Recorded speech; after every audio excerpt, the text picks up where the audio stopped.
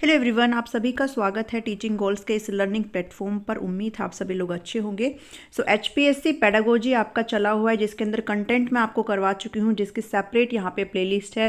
सभी प्लेलिस्ट का लिंक आपको वीडियो के डिस्क्रिप्शन में मिल जाएगा। अब जो चीज़ें चली हुई हैं वो एमसीक्यू क्वेश्चन के साथ चली हुई है, जिसके अंदर आपको कंटेंट भी इंक्लूडेड है, और ये कंटेंट जो है इस वाले कंटेंट से थोड़ा अलग आपको मिलेगा। सो आज बात करने वाले हैं कंसेप्ट ऑफ एडजस्टमेंट, यानी कि समायोजन की अवधारणा। भाई एडजस्टमेंट होता क्या है, इससे रिलेटेड एमसीक्यूज को करेंगे। सो आपको चीज़ों में यहाँ पे क्लियरिटी हो जाएगी। वीडियो पसंद आती है तो भाई इसको लाइक करके जाना और कमेंट करना अच्छे अच्छे, जैसा भी आपको लगे। आप अपनी फीडबैक भी दे सकते हैं। शेयर कर दीजिएगा सेशन को, ताकि सभी तक पहुँच सके, क्योंकि सारी चीज़ें बिल्कुल फ्री है। एंड अगर अभी तक आपने सब्सक्राइब नहीं किया है तो सब्सक्राइब भी प्लीज़ जल्दी से कर लीजिए। चलिए क्वेश्चन की तरफ बढ़ते हैं। क्वेश्चन के साथ साथ आपको यहाँ पे जो कंटेंट है वो भी देखने को मिलेगा। तो सबसे पहले तो हम एडजस्टमेंट को अच्छे से समझ लेते हैं। यहाँ पर आपको बाइलिंगुअल चीज़ें दी गई हैं, तो जो भी हिंदी मीडियम वाले स्टूडेंट है वो आप अपने अकॉर्डिंगली चीज़ों को देख लेना। सबसे पहले क्वेश्चंस की तरफ अगर बढ़े तो हमें पता होना चाहिए एडजस्टमेंट होता क्या है। देखिए एडजस्टमेंट का आप अपने जीवन में इस शब्द का यूज़ करते हैं और आप सभी इस चीज़ को अच्छे से समझते हैं। इसके अंदर हम क्या करते हैं कि एक ऐसी प्रोसेस होती है जिसके अंदर हम क्या करते हैं, बैलेंस करते हैं चीज़ों के बीच में। कैसे बैलेंस करते हैं? मान लीजिए आपका एचपीएससी का एग्ज़ाम है, ठीक है, और आप जो है साथ में क्या करते हैं, जॉब भी करते हैं।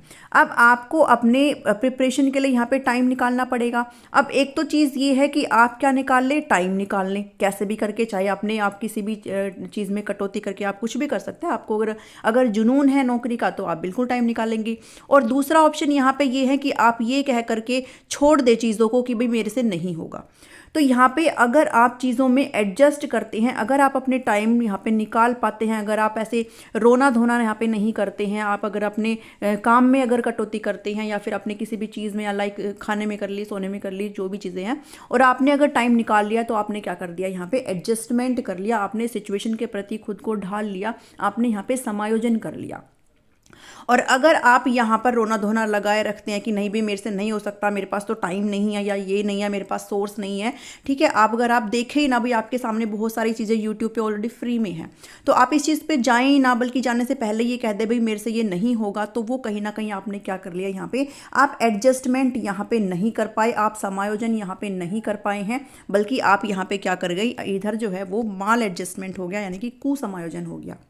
तो एडजस्टमेंट का मतलब ये है, जब हम बैलेंस कर लेते हैं, हम अपने अकॉर्डिंग जो है सिचुएशन के अकॉर्डिंग अगर खुद को हम ढाल लेते हैं, और हम उसमें बिना किसी कॉन्फ्लिक्ट के, बिना किसी द्वंद्व के अगर हम उस सिचुएशन से पार पा लेते हैं, तो वो एडजस्टमेंट होता है। और जब हम द्वंद्व में फंस जाते हैं, हम उस चीज़ से पार नहीं पाते हैं, और हम एक चिंता के अंदर, डिप्रेशन टाइप अगर हमें फील होता है, एंजाइटी होने लगती है, तो वो कहीं ना कहीं माल एडजस्टमेंट होता है। ठीक है, सो अभी आपको क्लियर हुआ होगा। कुछ कंडीशंस हैं, कुछ शर्तें होती है। एडजस्टमेंट एक ऐसा बिहेवियरल प्रोसेस होता है, भाई एक व्यवहारिक प्रक्रिया होती है। व्यवहारिक प्रक्रिया तो अपने आप में ही है, जब आपके सामने दोनों ही चीज़ें थी, या तो आप जॉब कर लीजिए या फिर आप एचपीएससी के एग्जाम के लिए तैयारी कर लिए, तो आपने अपने व्यवहार में यहाँ पे परिवर्तन किया, आपने अपने जो भी चीज़ें हैं उसमें कटौती करी, अपने बिहेवियर को चेंज किया, और आपने अपना टाइम यहाँ पे निकाला। ठीक है, तो आपका एक बिहेवियर प्रोसेस है, जो कि एक वांछित व्यवहार आपने दिखाया अपनी चीज़ों में बैलेंस करने में। ठीक है, तो यहाँ पे ये चीज़ें है कि एक बिहेवियरल चेंज है, जो कि आपकी यहाँ पे जो है करनी होनी चाहिए। नेक्स्ट चीज़ है एडजस्टमेंट क्या है, is to modify conditions as per situation. जैसे भी सिचुएशन आपके सामने थी, जो भी परिस्थितियाँ थी आपके सामने, उसमें अंदर आपने खुद को मॉडिफाई कर लिया, खुद के अंदर चेंज लाया, विदाउट एंजाइटी, किसी भी प्रकार की चिंता से मुक्त होकर के, किसी भी प्रकार के भय से मुक्त होकर के आपने क्या किया, मतलब सेल्फ आया वो अंदर से। ठीक है, अंदर से इंटरनली आपके अंतरात्मा ने कहा कि नहीं भाई आपको ये चीज़ें करनी है, वरना आपको जॉब नहीं मिलेगी। ठीक है, तो ये चीज़ें आपके अंदर से जब सेल्फ आता है, तो कहीं ना कहीं क्या हो जाता है, एडजस्टमेंट हो जाता है। Those who are unable to adjust as well, अगर जो भी लोग मान लीजिए एडजस्ट नहीं कर पाते हैं, लाइक जैसे इस सिचुएशन में अगर रोने धोने लग जाते हैं कि भाई हाय मेरे से तो ये नहीं होगा, मुझे तो ये नहीं आता, मैं तो क्लियर ही नहीं कर सकता, मैं तो पेडागोजी पढ़ ही नहीं सकता, मेरा तो सब्जेक्ट नहीं क्लियर है, तो इस तरह से अगर चीज़ें हम लोग करते हैं, तो कहीं ना कहीं हम क्या नहीं कर पा रहे, हम एडजस्ट नहीं कर पा रहे, और हम जो है एक डिप्रेशन का शिकार यहाँ पे होने लग जाते हैं। एक तरह की एंजाइटी यहाँ पे हम लोग एक्सपीरियंस करते हैं, होपलेसनेस आ जाती है हमारे अंदर कि भाई अब तो कोई उम्मीद ही नहीं है, या फिर हमारा स्लीपिंग प्रॉब्लम है यहाँ पे होने लग जाती है, डिफ़िकल्टी हो जाती है कंसंट्रेशन में, ध्यान केंद्रित हम लोग नहीं कर पाते हैं। ठीक है, तो ये सारी किसकी कैरेक्टरिस्टिक्स होती है, जब हम एडजस्टमेंट नहीं कर पाते, बल्कि क्या हो जाता है यहाँ पे माल एडजस्टमेंट हो जाता है, या फिर कुसमायोजन आप इसको बोल सकते हैं। ठीक है, नेक्स्ट चीज़ है मैंने person is not able to make normal adjustment as per the needs and stress in the environment that may be person from. यहाँ पर अगर कोई भी पर्सन खुद को एडजस्ट नहीं कर पाता है तो कहीं ना कहीं वो एक विकार से यहाँ पे ग्रसित होता है, एक समायोजन का विकार आ जाता है उसके अंदर कि उसको जो है चीज़ों में स्ट्रेस यहाँ पे लग जाता है, डिप्रेशन में कहीं ना कहीं आ जाता है। ठीक है, being well adjusted as per the situation. अब जो बंदा इजीली चीज़ों में एडजस्ट कर लेता है, सिचुएशन के अकॉर्डिंग रोता धोता नहीं है, बल्कि खुद को वहाँ पे एक ऐसा पॉजिटिव व्यवहार अपने अंदर लेकर के आता है कि हम चीज़ों को अपने अकॉर्डिंग कर पाएँ, तो वो एक तरीके से सक्सेसफुल एडजस्टमेंट हो जाता है, एक सफल समायोजन आप इसको कह सकते हैं। ठीक है, तो चीज़ों के प्रति अगर आप बैलेंस कर पाते हो तो वो एडजस्टमेंट हो जाता है बिना किसी भय से, किसी डर से, और अगर आप नहीं कर पाते हैं तो फिर वो क्या हो जाता है, वो माल एडजस्टमेंट हो जाता है। सो बढ़ते हैं क्वेश्चन नंबर 1 की तरफ। AISS मेजर, AISS क्या है? अब इस चीज़ के लिए आपको यहाँ पे मैं बता दूं कि इसका जो आंसर होएगा वो 1 होएगा, बट क्यों होएगा इसके लिए कंटेंट है नीचे, पहले उसको देखेंगे फिर आपको चीज़ें यहाँ पे क्लियर हो जाएगी। ठीक है, AISS स्टैंड फॉर एडजस्टमेंट। अब ये वाली PDF भी मैं आपको वहाँ पे डाल दूंगी, जिन्होंने भी HPSC PGT का पेडागोजी का जो ड्राइव मैंने एक्सेस देना जो है कल से स्टार्ट कर दिया, काफ़ी लोगों ने यहाँ पे एक्सेस ले लिया है, तो जिन्होंने भी एक्सेस लिया है उनको मैं ये वाली PDF भी इसके अंदर ऐड ऑन कर दूंगी, और एग्जाम तक जितनी भी PDF मैं लेकर के आऊँगी वो सारी चीज़ें आपको यहाँ पे ऑलरेडी मैं ऐड कर दूंगी। ठीक है, तो उन लोगों को ये फ़ायदा होगा कि आप यहाँ पे पढ़ सकते हो, साथ ही साथ आप इस चीज़ों को PDF के तौर पर पा भी सकते हो। और जिन्होंने अभी तक नहीं ली है, अगर आप लेना चाहते हैं तो आप इस चीज़ को ले सकते हैं। ठीक है, आपको मैंने नंबर प्रोवाइड कर रखा है, और इस वीडियो के डिस्क्रिप्शन में भी मैं आपको, वीडियो के कमेंट सेक्शन में मैं अभी आपको जो है नंबर प्रोवाइड कर दूंगी। अगर आप लेना चाहते हैं तो आप उस चीज़ को वहाँ पे एक मिनिमम चार्ज के साथ आप उसको ले सकते हैं। ठीक है, AISS stands for adjustment inventory for school student. अब ये क्या है, एक तरह की एडजस्टमेंट इन्वेंट्री है, एक समायोजन सूची है जो कि स्कूल स्टूडेंट्स के लिए यहाँ पे लाई गई थी। इसको डेवलप किया गया था AKP Sinha and RP Singh ने। आप इस चीज़ को याद रखेंगे, आपसे हो सकता है पूछ ले, है ना। अभी हमारे पास बहुत टाइम है तो हम अच्छे से डिस्कस करते हुए चीज़ों को चलेंगे। तो एक एडजस्टमेंट इन्वेंट्री है जिसको AKP सिन्हा और RP सिंह ने विकसित किया था, ये याद रखेंगे। अब एक कुछ पॉइंट्स है इसके अंदर, ये एक सेल्फ एडमिनिस्ट्रिंग इन्वेंट्री है। ठीक है, एक स्व प्रशासित सूची है जिसके अंदर हम क्या करते हैं, हम सेग्रीगेट करते हैं। किनको सेग्रीगेट करना मतलब होता है अलगाव करना, एक अलग करना, कि हम नॉर्मल बच्चों को और जो बच्चे खुद से एडजस्ट नहीं कर पाते हैं, जो पुअरली एडजस्टेड होते हैं, उन बच्चों को हम डिफ्रेंशिएट यहाँ पे कर पाते हैं कि ये तो बच्चे हैं नॉर्मल जो कि एडजस्टमेंट कर सकते हैं, और ये बच्चे वो बच्चे हैं जो पुअरली एडजस्टेड है, कहीं ना कहीं वो एडजस्टमेंट नहीं कर पाते हैं। तो ये जो मेथड है वो इन दोनों को क्या करता है, एक तरीके से अलगाव करता है, इनका सेग्रीगेट करता है।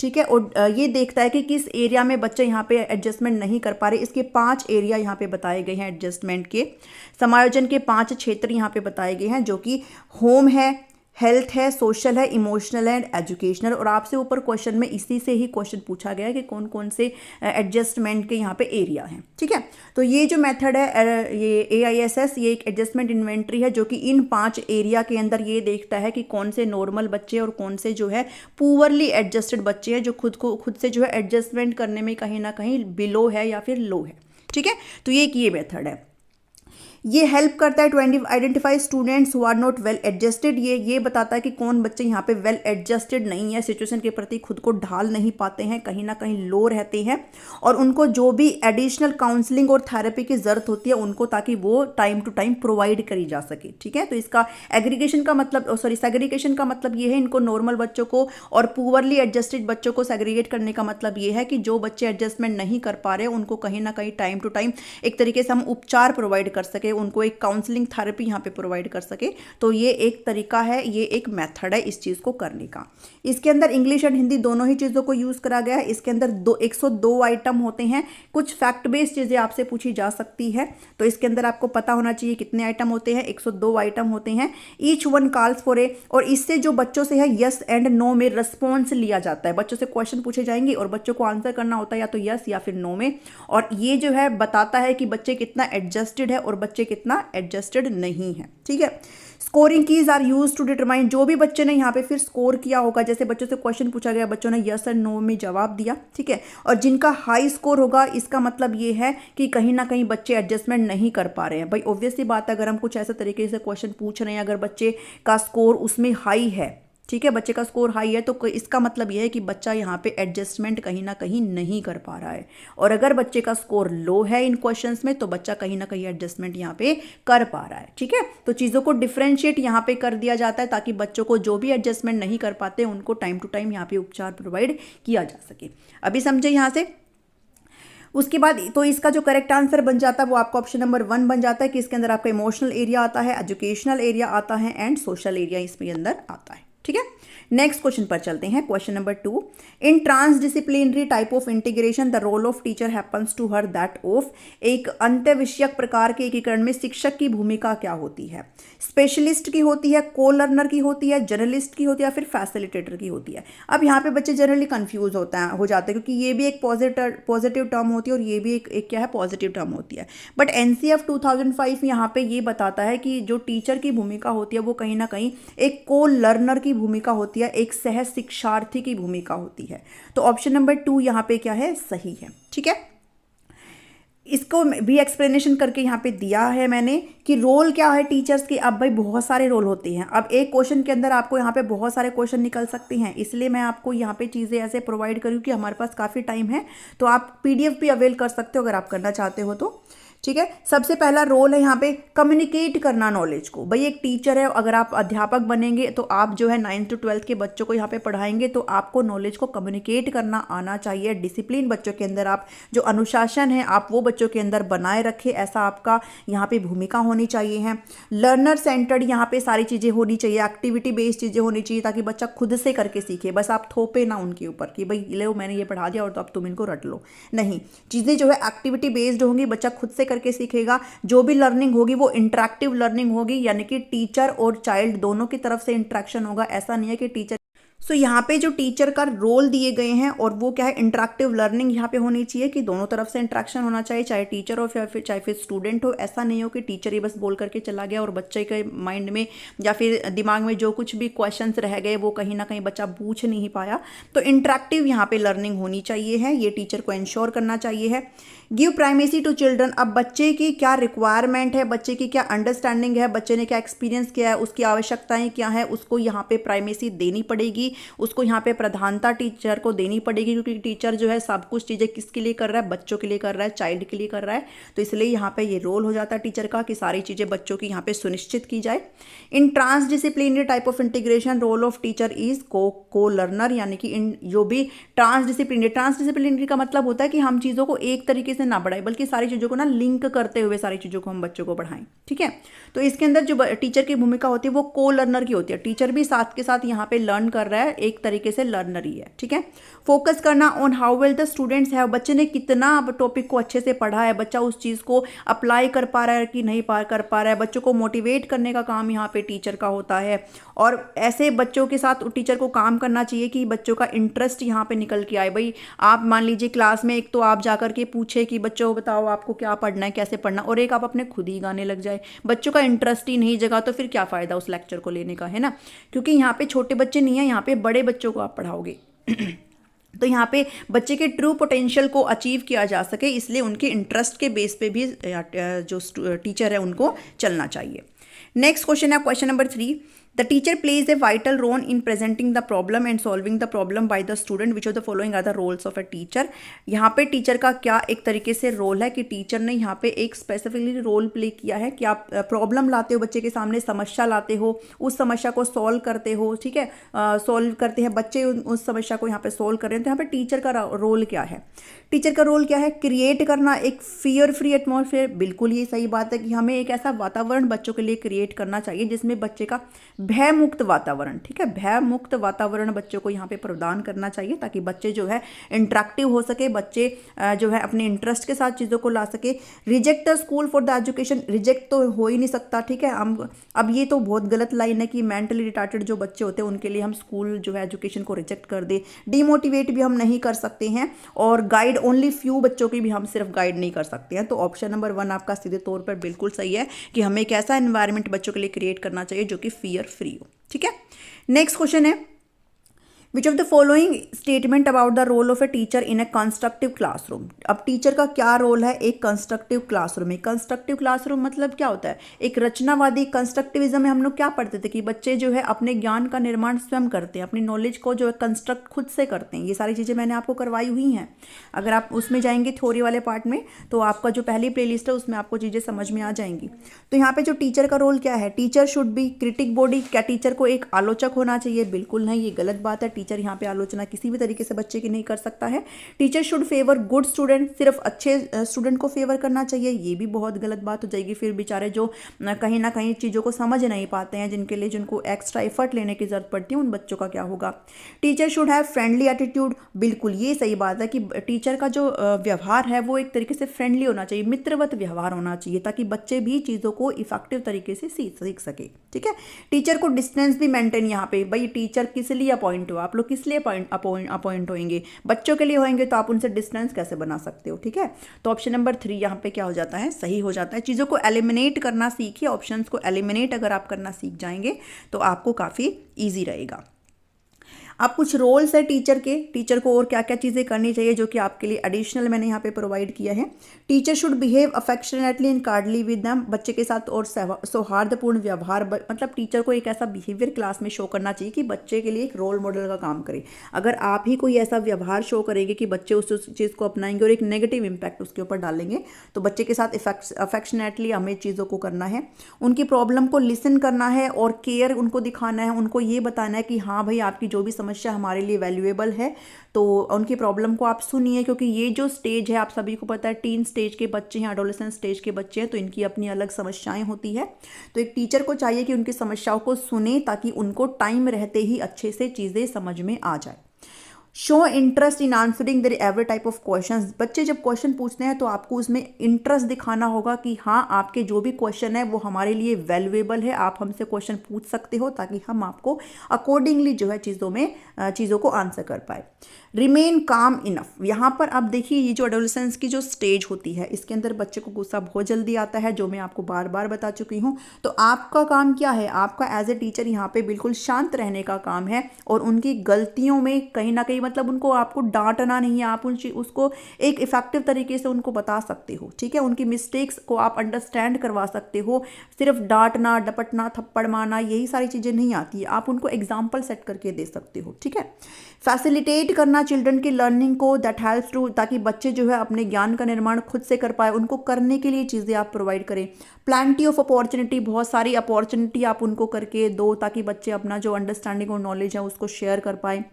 एक्टिव पार्टिसिपेट, यहाँ पे बच्चे बन पाए, आपको चीज़ों को ऐसे भी करना चाहिए, बल्कि रिसिपिएंट बनकर ना रहे, सिर्फ ग्रहण ना करे बच्चा, बल्कि क्या हो चीज़ों को एक्टिव होकर के, सक्रिय होकर के भागीदारी शो करे कक्षा में, ऐसा आपको इंश्योर करना पड़ेगा। एनकरेज करना चाहिए आपको अपने लर्नर्स को, अपने बच्चों को, ताकि वो रिफ्लेक्ट कर सके, वो चीज़ों को कैसे पढ़ रहे हैं और चीज़ों को कैसे देख रहे हैं, वो खुद से रिफ्लेक्ट कर सके कि भाई वो कितना सही जा रहे हैं, कितना गलत जा रहे हैं, खुद से एनालाइज कर सके कि वो जैसे कर रहे हैं क्या वो सही है या गलत है, ठीक है। तो ये चीज़ देखना चाहिए। फियर फ्री एटमॉस्फेयर आपको यहाँ पे क्रिएट करना चाहिए ताकि बच्चे जो है एक भयमुक्त वातावरण में रह सके और बच्चा जो क्लास में इफेक्टिव तरीके से चीज़ों को सीख सके, ठीक है। तो ये सारी चीज़ें हैं। नेक्स्ट क्वेश्चन है, सक्सेस कब होती है एक टीचर की, the success of a teacher is, एक शिक्षक की सफलता कब होती है।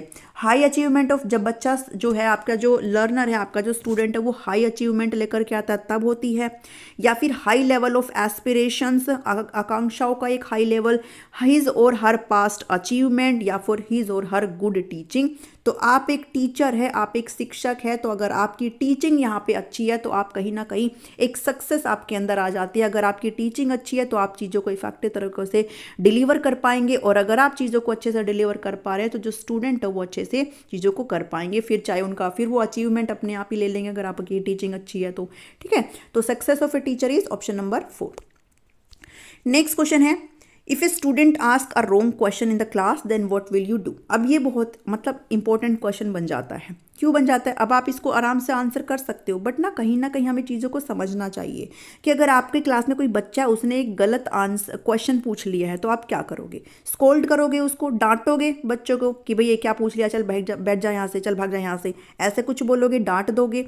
करेक्ट करोगे क्वेश्चन को with the help of other student, दूसरे छात्रों की हेल्प से उस क्वेश्चन को आप करेक्ट करेंगे, सही करेंगे? या फिर आप इंडिकेट करेंगे मिस्टेक को, आपने कोई एग्जाम्पल दिया एंड देन आपने बच्चे को बताया कि बेटा मैं आपको एग्जाम्पल दिया, एंड देन बच्चा खुद समझ जाए, आप इंडिकेट करें कि बेटा आपने जो क्वेश्चन है वो गलत पूछा है, ये करेंगे? या फिर आपने जो बच्चे ने question will explain the effect of answer due to wrong question, या फिर आप बच्चे ने जो गलत क्वेश्चन पूछा है आप उसको एक्सप्लेन करके आप ये बताएंगे, उसका इफेक्ट बताएंगे कि देखो आपने गलत क्वेश्चन पूछा है तो इसका ये प्रभाव पड़ा है। अब बताओ क्या करोगे इसमें? देखो, स्कोल्ड नहीं कर सकती, ठीक है, with the help of other student भी नहीं कर सकते हैं, बल्कि ये जो ऑप्शन नंबर 3 है ना, ये बहुत सही एग्जाम्पल है। क्यों? मान लीजिए आपकी क्लास में बच्चे ने कुछ भी गलत अगर क्वेश्चन पूछा है तो आप जो है मल्टीपल उसको एग्जाम्पल देंगे, उस एग्जाम्पल को बच्चा एनालाइज करेगा, समझेगा, तो वो कहीं ना कहीं उसके दिमाग में खुद से आएगा कि अच्छा मैंने जो कुछ पूछा है तो शायद उसमें कुछ ना कुछ गलती है। तो बच्चा यहाँ से खुद से इंडिकेट कर पाएगा, खुद से एनालाइज कर पाएगा कि उसने कहाँ पे कैसे और कितनी गलती करी है। ठीक है, तो आप एग्जाम्पल के माध्यम से बच्चे को यहाँ पे करेक्ट कर सकते हो। आप ना तो उसको डांटोगे, ना अदर स्टूडेंट की हेल्प लोगे, ना ही आप उसको रॉन्ग क्वेश्चंस के इफेक्ट गिनवाओगे कि देखो तुमने गलत क्वेश्चन पूछा तो इससे ये हो जाएगा, ये हो जाएगा, बल्कि ऑप्शन नंबर 3 यहाँ पे क्या है? सही है। ठीक है, अब ना ऐसे ही क्वेश्चंस आपसे पूछे जाएंगे, बिलीव मी, आपसे ऐसे ही क्वेश्चन पूछे जाएंगे, कोई क्वेश्चन का लेवल ऊपर से नहीं आपका उतर के आएगा, बल्कि आपसे ऐसे ही अप्लाई बेस्ड क्वेश्चन पूछे जाएंगे। तो आपको चीज़ों को यहाँ पे सिर्फ रट के नहीं चलना है, बल्कि आपको चीज़ों को अप्लाई करना आना चाहिए। अब ये जो क्वेश्चन है ये भी अपने आप में बहुत इंपॉर्टेंट आया है कि student encountered many conflicting situation during their adjustment process. For example, a student want to admit his mistake in front of teacher. एक बच्चा है जिसने कोई गलती कर ली है और वो अपनी टीचर के सामने उसको स्वीकार करना चाहता है, उसको एडमिट करना चाहता है, but at the same time वो डर भी रहा है कि अगर उसने ऐसा किया तो टीचर उसको पनिशमेंट करेगा। भाई एक बच्चा है वो अपनी गलती यहाँ पे मानना चाहता है, पहला तो काम ये करना चाहता है वो, दूसरा पॉइंट उसको ये भी लग रहा है कि भाई टीचर उसको क्या करेगा? डांटेगा। तो वो फंस गया है, उसके बीच में क्या आ गई है? कॉन्फ्लिक्ट सिचुएशन आ गई, एक द्वंद्व वाली, एक विरोधाभासी प्रक्रिया यहाँ पे हो गई है कि वो करे तो करे क्या? या तो एक अच्छा बच्चा बन के अपनी गलती को मान ले, या फिर वो इस चीज को ना माने गलती को और टीचर की डांट से बच जाए। तो एक तरीके से ना कॉन्फ्लिक्ट सिचुएशन में है। अब ये जो सिचुएशन है वो किसके अंदर आती है? अप्रोच कन्फ्लिक्टिंग सिचुएशन के अंदर आती है, अवॉइडेंस के अंदर आती है, अप्रोच अवॉइडेंस के अंदर आती है। तो इस चीज का आंसर आप दे उससे पहले हम तीनों को अच्छे से समझेंगे। नीचे कंटेंट है आपके लिए। तो देखिए, सबसे पहले आपको पता होना चाहिए भाई कॉन्फ्लिक्ट है क्या। कॉन्फ्लिक्ट मतलब संघर्ष बोल सकते हो, द्वंद्व बोल सकते हो, दो चीज़ों के बीच में फंसना बोल सकते हो। तो कॉन्फ्लिक्ट का मतलब होता है एक ऐसी सिचुएशन आपके सामने आ गई। तो ये एक ऐसी सिचुएशन है, एक ऐसी परिस्थिति जिसमें जो कोई भी पर्सन है वो एक डिसीजन लेना चाहता है, उसके पास कोई दो चॉइस है, कोई दो विकल्प है उसके पास, और उसको किसी भी एक विकल्प को चुनना है। ठीक है, अब इन दो चॉइसेस में से उसे क्या करना है? चुनना होता है। वो फंसा हुआ है कि वो एक ऑप्शन ए चॉइस को चुने या फिर वो बी चॉइस को चुने। तो वो क्या है? वो एक संघर्ष होता है, एक कॉन्फ्लिक्ट होता है। इसके अंदर भी यही है कि बच्चा अपना गलती माने या फिर अपनी डांट से बच जाए टीचर की। तो ये आपको यहाँ पे देखना है। सबसे पहले तो अप्रोच अवॉइडेंस क्या होता है? देखिए, आप अवॉइडेंस का मतलब ये एक पॉजिटिव टर्म है। अप्रोच का मतलब क्या है? एक पॉजिटिव टर्म है। अवॉइडेंस का मतलब एक नेगेटिव टर्म है। ठीक है, इस चीज़ से ही आप समझिए। हिंदी में थोड़ा सा ना मत जाना इस चीज़ को लेकर के, बिकॉज इसके हिंदी में मल्टीपल मीनिंग निकलते हैं। ये आपको कहीं पे पद्धति वर्जन देखने को मिल जाएगा, कहीं पे जो है कुछ और मीनिंग देखने को मिल जाएगा। तो आप कोशिश करें इस चीज़ को इंग्लिश में लेकर के चलें कि यहाँ पे अप्रोच का मतलब क्या है? अप्रोच एक पॉजिटिव टर्म है, यानी कि आपके सामने कोई दो सिचुएशन है जिसके अंदर एक आपका अच्छा सिचुएशन है एंड बी आपका कोई नेगेटिव इम्पैक्ट वाला सिचुएशन है, ठीक है। ए आपका कोई पॉजिटिव चीज़ है और बी आपकी कोई नेगेटिव कैरेक्टरिस्टिक्स है। ए आपकी कोई गुड सिचुएशन है और बी आपकी कोई बैड सिचुएशन है, ठीक है। ए ऐसी सिचुएशन है जिसकी तरफ आप जाना चाहेंगे जो कि आपके लिए अट्रैक्टिव है, और बी ऐसी है जिससे आप जो है पीछा छुड़ाना चाहेंगे जो आपके लिए अनअट्रैक्टिव है, ठीक है। तो यहाँ पे देखने से समझ रहा है कि अप्रोच करना मतलब आपके लिए पॉजिटिव टर्म है और अवॉइडेंस मतलब नेगेटिव टर्म है। तो यहाँ पे जब हम इस क्वेश्चन को पढ़ते हैं तो यहाँ पे बच्चे के सामने ए ऑप्शन है कि अपनी या तो एक्सेप्ट कर ले अपनी गलती को, या फिर बी ऑप्शन है कि उसको डांट से डर भी लग रहा है। तो देखो वो अप्रोच कर रहा है, अप्रोच करना चाह रहा है कि भाई वो एक्सेप्ट कर ले, और दूसरे ही टाइम पे वो क्या करना चाह रहा है? अवॉइड भी करना चाह रहा है उस सिचुएशन को, क्योंकि किससे बचने के लिए? डांट से बचने के लिए। तो इसका जो ऊपर करेक्ट आंसर है वो अप्रोच अवॉइडेंस है, ठीक है। अप्रोच अवॉइडेंस है। कहाँ पे है अप्रोच? ये रहा, अप्रोच अवॉइडेंस है। बट हम इस चीज़ को भी देखेंगे, अप्रोच क्या होता है और अवॉइडेंस क्या होता है, ठीक है। इनको भी लेकर के अच्छे से चलेंगे। तो ये मैंने आपको बता दिया कि अप्रोच अवॉइडेंस में दो सिचुएशन होती है और दोनों जो होती है एक पॉजिटिव और एक नेगेटिव टर्म होती है। अब अप्रोच यानी कि सेम है। अप्रोच का मतलब एक पॉजिटिव टर्म है और अप्रोच अगेन एक पॉजिटिव टर्म है, यानी कि आपके पास दो ऑप्शन है और इस दो ऑप्शन में आपके लिए दोनों ही अच्छे ऑप्शन है, दोनों ही गुड ऑप्शन है, दोनों ही अट्रैक्टिव ऑप्शन है, ठीक है। ये भी और ये भी। अब आप यहाँ पे फंसे हुए हैं कि मैं इस ऑप्शन को चूज करूँ या फिर मैं इस ऑप्शन को चूज करूँ। दोनों ही अच्छे हैं बट फिर भी आप फंसे हुए हो कि मैं इसको चूज करूँ या फिर मैं इसको चूज करूँ। जैसे एग्जाम्पल ले लीजिए, एग्जाम्पल ये है अप्रोच का कि मान लीजिए आप हो और आपका ये आपके फ्रेंड है, कोई ए फ्रेंड है और ये आपका कोई बी फ्रेंड है। ए फ्रेंड कहता है कि नहीं हम तो क्या करेंगे, हम तो मनाली जाएंगे घूमने, ठीक है। हम कहाँ जाएंगे? मनाली जाएंगे। बी कहता है नहीं मेरे को मनाली नहीं पसंद, हम तो गोवा जाएंगे घूमने, ठीक है। सो ऑन, जो कुछ भी हो सकता है, ठीक है। तो आप यहाँ पे फंस गए हो कि भाई ए दोस्त के साथ जाऊं या बी दोस्त के साथ जाऊं, क्योंकि मनाली भी बढ़िया जगह है और गोवा भी बढ़िया जगह है। तो आप यहाँ पे कॉन्फ्लिक्ट के अंदर हो, एक संघर्ष के अंदर हो, एक विरोधाभासी परिस्थिति के अंदर हो कि मैं मनाली जाऊं ए के साथ या फिर गोवा जाऊं बी के साथ। तो आप किसी भी एक को चूज करते हो, ठीक है। तो वो क्या है? आपका अप्रोच है। एक भी इसमें नेगेटिव टर्म नहीं है, दोनों ही इसके अंदर पॉजिटिव टर्म है। तो ये अप्रोच कॉन्फ्लिक्टिंग सिचुएशन है। नेक्स्ट है अवॉइडेंस। अब इसके अंदर दोनों ही टर्म क्या है? नेगेटिव है। दोनों ही टर्म आपके, दोनों ही ऑप्शन आपके अनअट्रैक्टिव है, जिसको आप नहीं लेना चाहते हो बट ना चाहते हुए भी आपको यहाँ पे लेना पड़ेगा, ठीक है। दोनों ही क्या है? अवॉइडेंस वाले हैं। आपको एक भी ऑप्शन यहाँ पे पसंद नहीं है बट ना चाहते हुए भी आपको किसी भी एक को पिक करना पड़ेगा। जैसे इसके अंदर एग्जाम्पल देखते हैं कि मान लीजिए आप स्टूडेंट हो, for example a student wants to take art after 10th। 10वीं कक्षा हो गया, इसके बाद एक बच्चा आर्ट लेना चाहता है, उसकी मर्जी है आर्ट लेने की, but at the same time उसको ये डर है क्योंकि उसके पापा ने कहा है कि आपको क्या लेना है? मैथ लेना है और आपको इंजीनियर बनना है, ठीक है। सोन जो भी है, तो आप चाहते हो आर्ट लेना बट आपके पापा चाहते हैं कि आप मैथ लो। अगर आप मैथ नहीं लोगे तो पापा यहाँ पे येल करेंगे, यानी कि आपको डांटेंगे, डपट करेंगे, थप्पड़ मार देंगे या कुछ भी कर देंगे। तो आप जो है यहाँ पे इस चीज़ से बचने के लिए, आप इस चीज़ को अवॉइड करने के लिए, भाई ऐसा कुछ भी ना हो, आप जो है दोनों चीज़ों को यहाँ पे नेग्लेक्ट करना चाहते हो और ना चाहते हुए भी आप किसको ले लेते हो? मैथ्स को ले लेते हो, ताकि आप पापा की डांट से यहाँ पे बच जाएं। तो ये क्या है? अवॉइडेंस है, ठीक है। कि आपको मैथ लेना भी नहीं था, आपको मैथ को अवॉइड करना था बट फिर भी आपको मैथ लेना पड़ा। आपने अवॉइडेंस यहाँ पे दिखाया। दोनों नेगेटिव टर्म थी जो आपके हित में नहीं थी, आप नहीं चाहते थे, आपका इंटरेस्ट नहीं था बट फिर भी आपको लेना पड़ा। तो वो अवॉइडेंस का एग्जाम्पल है। इससे क्वेश्चन एचटेट में भी पूछे गए हैं और पूछे जाते हैं, तो हो सकता है आपसे यहाँ पे क्वेश्चन पूछे जाए, ठीक है। सो आई होप आपको यहाँ पे चीजें क्लियर हुई होंगी। नेक्स्ट क्वेश्चन भी आपका कुछ इसी ही तरह का है। If a student does not want to study as well as he does not. अब देखिए इसके अंदर क्या कहता है, अगर आपने ऊपर अच्छे से समझा ना तो आप इसको आराम से आंसर कर सकते हो। एक बच्चा है जो ना तो पढ़ना चाहता है, भाई मेरे को पढ़ना भी नहीं है, स्टडी नहीं करनी है, मेरे को एचपीएससी एग्जाम के लिए स्टडी नहीं करनी है और मेरे को इसमें फेल भी नहीं होना है। क्या ऐसा हो सकता है? उसने ये सोच लिया ना मैं पढ़ूंगा, ना मुझे पढ़ना है और ना मेरे को फेल होना है। दोनों ही चीज़ें क्या है उसके अवॉइडेंस में है, यानी कि दोनों ही चीज़ों को वो अवॉइड करना चाह रहा है। अप्रोच तो कर ही नहीं रहा कि भाई चल ठीक है मैं पढ़ लूंगा और मैं पास हो जाऊंगा, अप्रोच तो कर ही नहीं रहा। उसने दोनों चीज़ों में क्या दिखाया है, अवॉइडेंस दिखाया है, यानी कि कहीं ना कहीं बहिष्कार किया है, कहीं ना कहीं नेगेटिव टर्म यहाँ पे लेकर के आ रहा है कि ना पढ़ूंगा ना फेल होऊंगा। ऐसा हो सकता है कभी कि ना पढ़ूँ और ना फेल हूँ, नहीं पढ़ेंगे तो फेल ही होंगे। तो यहाँ पे जो चीज़ें हैं, जो एग्जाम्पल आपका ये है वो किसका है, वो अवॉइडेंस कॉन्फ्लिक्ट का है। इसीलिए मैं आपको बोल रही थी कि देखो यहाँ पे उपागम आ गया, कहीं पर इसको दृष्टिकोण भी आपको दिखा हुआ मिल सकता है। सो इसलिए आपको चीज़ों को थोड़ा सा ना इंग्लिश में ज़रूर एक बार देख लिया करो। तो इंग्लिश में आप लोग इस चीज़ को लेकर चलना। अप्रोच मतलब दोनों ही ऑप्शंस में आपको पॉजिटिव टर्म देखने को मिलेगी, अवॉइडेंस में दोनों में नेगेटिव मिलेगी, एंड अप्रोच अवॉइडेंस में एक में पॉजिटिव और एक में नेगेटिव देखने को मिलेगा। ठीक है, तो इसका आंसर क्या हो जाता है, ऑप्शन नंबर 2 हो जाता है। Which of the following conditions promote adjustment, समायोजन की कौन सी जो कंडीशन है वो प्रमोट करती है। अगर समायोजन हो रहा है तो एंजाइटी हो ही नहीं सकती। हम बिना एंजाइटी के चीज़ों में यहाँ पे पार पा लेते हैं, बिना किसी तीव्र चिंता के हम लोग सिचुएशन के प्रति खुद को ढाल लेते हैं, एक बैलेंस बनाकर चल लेते हैं, तो ये तो नहीं हो सकता है।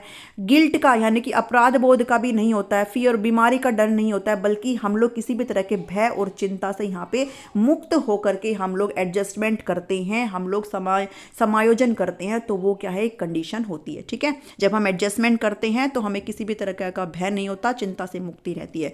भाई अगर आपको एचपीएससी एग्जाम के लिए पढ़ना है तो आप कैसे ना कैसे करके अपना टाइम निकालेंगे बिना किसी भय से और बिना किसी चिंता से। ठीक है, तो वो क्या होगी, वो एडजस्टमेंट होगी। नेक्स्ट क्वेश्चन है, आपको कैसा लग रहा है एक्सप्लेनेशन, मुझे जरूर कमेंट करके बताइए अगर आपको सही लग रहा हो तो।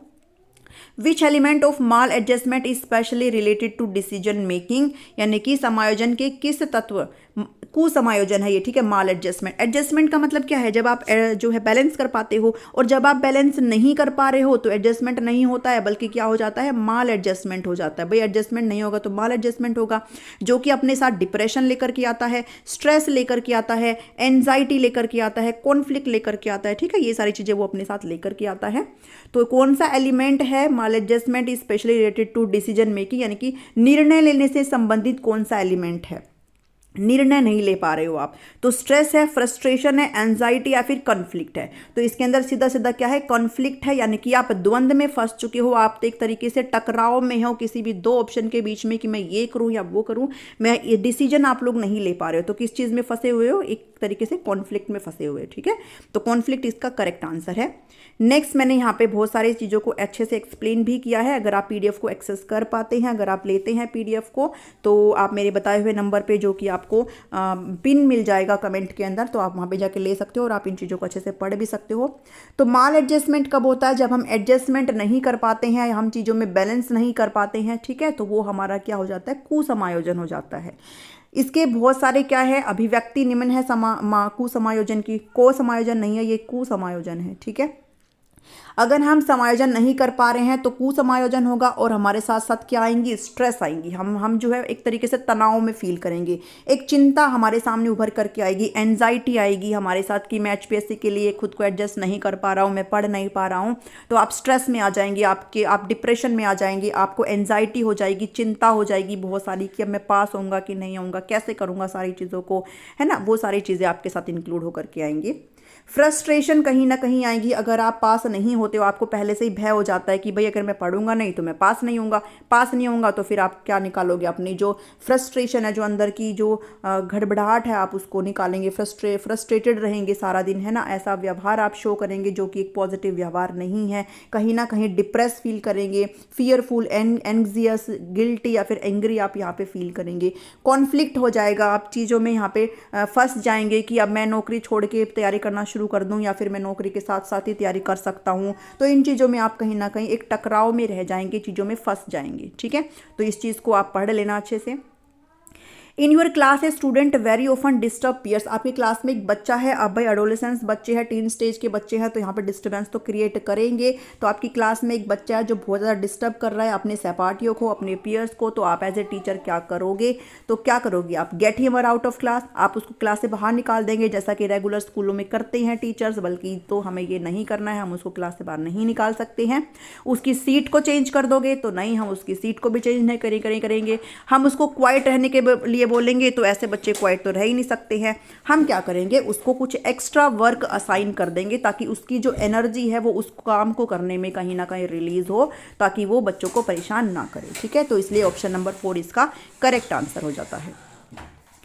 नेक्स्ट क्वेश्चन है, to stop raising anger in the learner a teacher should. बच्चों के अंदर क्रोध को रोकने के लिए एक अध्यापक को क्या करना चाहिए। एडोलेसेंस की जो स्टेज होती है इसके अंदर बच्चे के एडोलेसेंस की जो स्टेज होती है इसके अंदर क्रोध बच्चे के अंदर बहुत ज़्यादा आपको देखने को मिलता है। आपको कुछ ऐसे नेगेटिव एग्जाम्पल्स भी मिलते हैं कि भाई लड़ाई कर लेते हैं, इवन टीचर्स के ऊपर हाथ तक उठाते हैं। तो इस तरह की चीज़ों को कहीं ना कहीं डिमिनाइज करने के लिए, रोकने के लिए एक अध्यापक का क्या कर सकता है। Give protection to all his interest through undue, इसके सभी हितों की सुरक्षा करे भले ही अनुचित हो कि नहीं। ऐसा थोड़े ना है कि भले ही चीज़ें अनुचित हो, उसके लिए सही नहीं हो, फिर भी आप कर रहे हो, तो ये ऑप्शन हम नहीं कर सकते हैं। Not interfere in the child's everyday affair, बालक के दिन प्रतिदिन के मामलों में कोई हस्तक्षेप ना करें। अगर हम give him more work to provide him to time to get angry, उसको अधिक काम दे ताकि उसको क्रोध करने का समय ही ना मिले। या फिर सी करे that he gets very favourable treatment in the classroom, या फिर ये सुनिश्चित करे कि कक्ष में उसके प्रति पक्षपातपूर्ण व्यवहार मिले। तो जो ऑप्शन नंबर 2 है वो यहाँ पर सही हो जाता है कि हमें उसके जो एवरीडे अफेयर है, वो दिन प्रतिदिन जो चीज़ें करता है उसके अंदर ज़्यादा मतलब टांग नहीं अड़ानी चाहिए, ज़्यादा इंटरफेयर नहीं करना चाहिए, क्योंकि बच्चा इससे ना ज़्यादा हाइपर हो जाता है, बच्चा फिर इससे और भी क्रोधित हो जाता है। क्योंकि ये जो स्टेज ऐसी होती है जिसमें बच्चा खुद को ही सब कुछ मानता है, अपने फ्रेंड को सब कुछ मानता है, बल्कि चीज़ों को सुनना पसंद नहीं करता इस स्टेज के अंदर। तो हमें बच्चे के एवरीडे अफेयर में बात बात में मतलब ऐसे ना टांग नहीं अड़ाना चाहिए कि नहीं ऐसे मत कर, ऐसे मत कर, तू ये गलत कर रहा है, वो गलत कर रहा है। तो ऐसे ना उसको बार बार इंटरफेयर नहीं करना चाहिए। तो आप एज ए टीचर ये कर सकते हो। ऑप्शन नंबर 2 यहाँ पे सही है। The role of a teacher in a classroom should be, एक क्लासरूम के अंदर टीचर का क्या रोल होना चाहिए। डेमोक्रेटिक लीडर का होना चाहिए, निर्देशक, तानाशाह, या फिर क्या। तो आप इसको इजीली आंसर कर सकते हो। एक लोकतांत्रिक नेता के रूप में होना चाहिए है। एक लोकतांत्रिक नेता वो होता है जो सिर्फ अपनी ना सुन करके बल्कि जो भी उसके अंडर आते हैं, और आपके अंडर आपके स्टूडेंट्स आते हैं तो आप अपने स्टूडेंट्स को भी अपने साथ लेकर के चलते हो, उनके इंटरेस्ट आपके लिए मायने रखते हैं, उनके फीडबैक आपके लिए मायने रखते हैं। तो आप यहाँ पे एक डेमोक्रेटिक लीडर की भूमिका यहाँ पे रखते हैं। ठीक है, तो ऑप्शन नंबर 13 का ऑप्शन नंबर 1 हो जाता है। यहाँ पे मैंने कुछ और भी आपको लिख करके दिए हैं जो कि रोल क्या होते हैं। फैसिलिटेटर का रोल होता है, प्लानर का रोल होता है, लीडर का रोल होता है ना। सारी चीज़ें टीचर यहाँ पे प्लान करता है बच्चे के लिए, कैसे उनको किस टाइम पे क्या असेसमेंट करना है, कब टीचिंग एड्स प्रोवाइड करना है, कौन से टीचिंग मेथड यूज़ करने हैं। तो सारी चीज़ें टीचर यहाँ पे प्लान करके चलता है। एक नेता के रूप में टीचर का रोल होता है, क्योंकि एक जब टीचर नेता बनेगा तभी तो बच्चे जो है अकॉर्डिंगली व्यवहार करेंगे और टीचर से कहीं ना कहीं इंस्पायर होंगे। फैसिलिटेटर का एक सुविधा प्रदाता का भी रोल यहाँ पे टीचर का होता है। तो आप इन चीज़ों को ज़रूर पढ़ करके जाना। मैनेज करता है टीचर का रोल, एक मैनेजर का भी होता है, भाई सारी चीज़ों को टीचर मैनेज करके चलता है। एक काउंसलर एक टीचर का रोल होता है कि टाइम टू टाइम बच्चों को सलाह देना ताकि उसके लिए क्या सही है क्या गलत है, ताकि बच्चा जो है अपना कुछ जो भी इश्यूज़ होती है वो टीचर के साथ शेयर कर सके। को क्रिएटर, NCF 2005 भी यहाँ पे कहता है कि टीचर एक को क्रिएटर होता है नॉलेज का। ठीक है, वो बच्चों को पढ़ा रहा है, साथ में एक किस चीज़ की भूमिका में है, को क्रिएटर यानी कि सह निर्माता की भूमिका में है, जो आपको पहले भी एक क्वेश्चन में मिला है। ठीक है, तो ये चीज़ आपने ज़रूर पढ़ लेनी है। In case the parents of child report that the child has starting telling lies, अब आपकी कक्षा में एक बच्चा है जो झूठ बोलने लगा है, तो उसके मम्मी पापा आपके पास आए हैं और बताने लगे हैं कि भाई बच्चा बहुत झूठ बोलने लगा है, टेलिंग लाई करता है, एंड डज नॉट बोदर, और होमवर्क के बारे में बिल्कुल भी ध्यान नहीं देता है। पेरेंट्स आके बोल रहे हैं आपको, ठीक है भाई, कि आपकी क्लास में ये बच्चा है जो कि हमारा है, बहुत झूठ बोलने लगा है, और क्लासरूम में जो काम दिया जाता है वो घर पर जाके बिल्कुल भी करता नहीं है, उसमें कोई इंटरेस्ट नहीं दिखाता है। तो एज ए टीचर आप क्या करेंगे, एक्सपोज करेंगे उनको और ह्यूमिलिएट करेंगे उसको? नहीं, बिल्कुल भी नहीं। हम उसको एक्सपोज करके हम उसको ह्यूमिलिएट नहीं कर सकते हैं, क्योंकि ये एडोलेसेंस की स्टेज और ये तो बिल्कुल ही गलत हो जाएगा। Become more vigilant towards the child and counselling him, हम उसके प्रति और भी ज़्यादा एक देखभाल हम करेंगे उसके लिए और उसको काउंसिल करेंगे, उसको टाइम टू टाइम उसको बताएंगे कि बेटा आपके लिए क्या सही है क्या गलत है। या फिर हम ज़्यादा बोदर नहीं करेंगे, हम ज़्यादा ध्यान नहीं देंगे, क्योंकि पेरेंट्स ऑलरेडी पता है पेरेंट्स को, तो हम क्यों ध्यान दें, या फिर बच्चे को पनिश करेंगे। ऑप्शन नंबर 3 भी नहीं होएगा, 4 भी नहीं होएगा, क्योंकि ऐसा नहीं है कि पेरेंट्स को पता है तो हम ध्यान नहीं देंगे। हम भी एक तरीके से पेरेंट्स का काम कर रहे हैं, हम भी एक तरीके से बच्चे के साथ बहुत ज़्यादा टाइम स्पेंड कर रहे हैं स्कूल के अंदर, तो हमारा भी फ़र्ज़ बनता है एज ए टीचर कि हम बच्चों की आदतों पर ध्यान दें। पनिश नहीं कर सकते हैं, बिल्कुल भी ह्यूमिलिएट नहीं कर सकते हैं, बल्कि हम अब बच्चे को और भी ज़्यादा अच्छे से विजिलेंस करेंगे और भी ज़्यादा अच्छे से बच्चे पे दृष्टि बनाए रखेंगे और उसको time to time counselling provide करेंगे कि उसके लिए क्या सही है और क्या गलत है, ताकि बच्चे का व्यवहार में परिवर्तन आ सके। ठीक है, सो ये कुछ क्वेश्चंस थे जो मैंने आपके साथ आज डिस्कस किए थे। आज हमने पढ़ा है एडजस्टमेंट के टॉपिक को। नेक्स्ट टॉपिक आपके साथ एडजस्टमेंट मैकेनिज्म को लेकर के आऊँगी और उसके साथ क्वेश्चंस भी डिस्कस करेंगे। सो आई होप आपको वीडियो पसंद आई होगी। पसंद आई है तो इसको फटाफट से लाइक कर दो और कमेंट करके बताओ आपको मेरा समझाना कैसा लगता है। कुछ इंप्रूवमेंट करनी है तो भी आप मुझे बता सकते हो और सभी के साथ शेयर कर दीजिए, जहाँ मर्जी वहाँ शेयर कर दीजिए, फेसबुक पे, व्हाट्सएप पे, और फटाफट से सब्सक्राइब कर लीजिए अगर नहीं किया है तो। मेरे दूसरे चैनल को भी आप सब्सक्राइब कर सकते हो, जॉब अपडेट बाय सोनम पे, जिसमें मैं आपको अपडेट प्रोवाइड करती हूँ। सो मिलती हूँ नेक्स्ट वीडियो में। नंबर आपको पिन कर दिया जाएगा कमेंट के अंदर, जिसके अंदर आप PDF अवेल कर सकते हो। जितनी भी चीज़ें मैं आपको यहाँ पे HPS से रिलेटेड करवा रही हूँ, सिर्फ पेडागोजी पार्ट का, वो आप यहाँ पे अवेल कर सकते हो। Thank you, thanks for watching me.